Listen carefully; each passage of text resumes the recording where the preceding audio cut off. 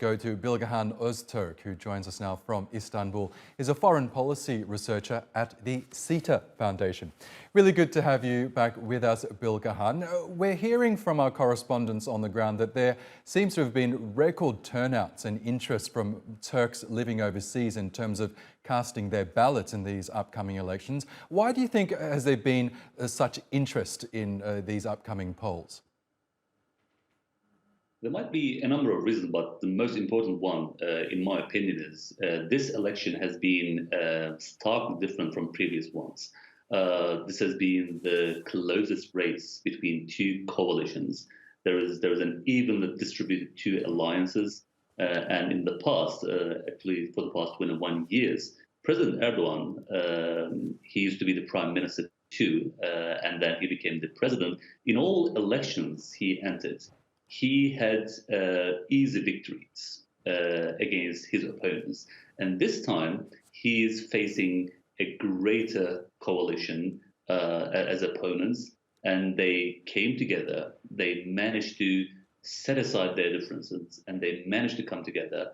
And because of the aggregation of the votes of their own electorates, they had greater chance of unseating President Erdogan, maybe for the first time in the past 21 years. And since the race is too close, neck to neck, I think this fact has motivated many voters living abroad.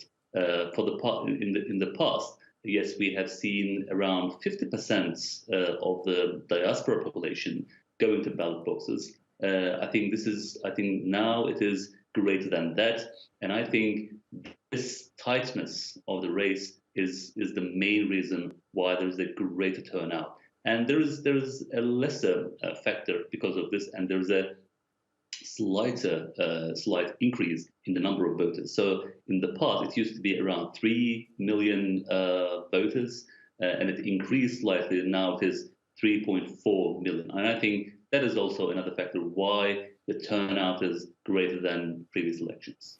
Yes, it's been really impressive to see the overseas voting process in diplomatic missions around the world. It really does seem that Turkish officials really want Turkish voters overseas to be able to have their say ahead of these elections. For our viewers who aren't aware of the voting system in Turkey, explain to us how it works, because on Sunday, when these elections officially are, we're going to see both a presidential and parliamentary elections, won't we? Yes, we will have both parliamentary and presidential elections simultaneously, and the counting will continue throughout the day. And I think with the 15th of May, we will see the final results of the elections. So the votes from abroad, they are casted, and I think they have been already counted but sealed, and to be revealed in the morning of the May the 15th, in addition to the votes that have been casted, in mainland Turkey. So they will all be aggregated together and counted together, and they will together call the results of the elections by the May of the 15th. We will see both the results of the presidential elections if a winner arises in the first round. So if either of the candidates, there are 4 candidates, Kemal Kılıçdaroğlu and Erdogan, but there are 2 others. If none of these candidates secures more than 50% of the votes, there will be a runoff in the May the 28th.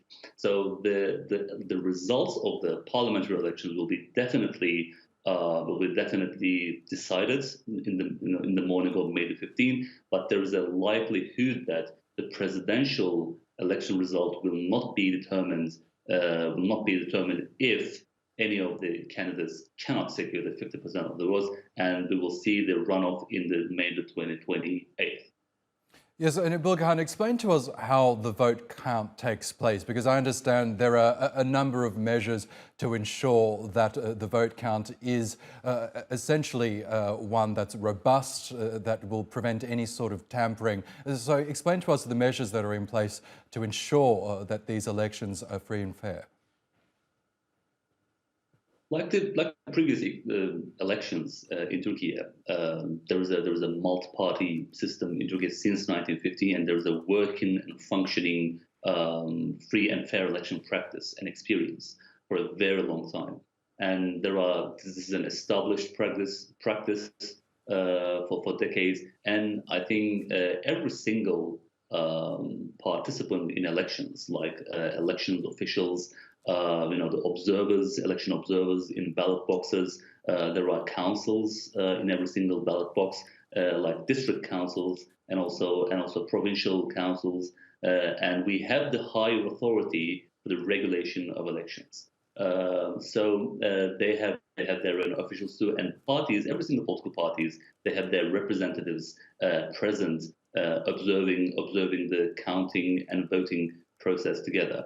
There is a counting process, and after the voting process, and there is a registration of these votes, and also submission of these results to the digital system with all the let's say agreements of all participants coming from political parties, coming from the high council of election body, and also local observers and officials of the election observing mission. So after these processes, the counting and the registration, and also the approval and the main result of the elections. Now we will have, after that, we will have the main election result be announced by the High Election Council in Turkey, and then we will know that who is the winner of this election, either in May the 15th or in May 28th.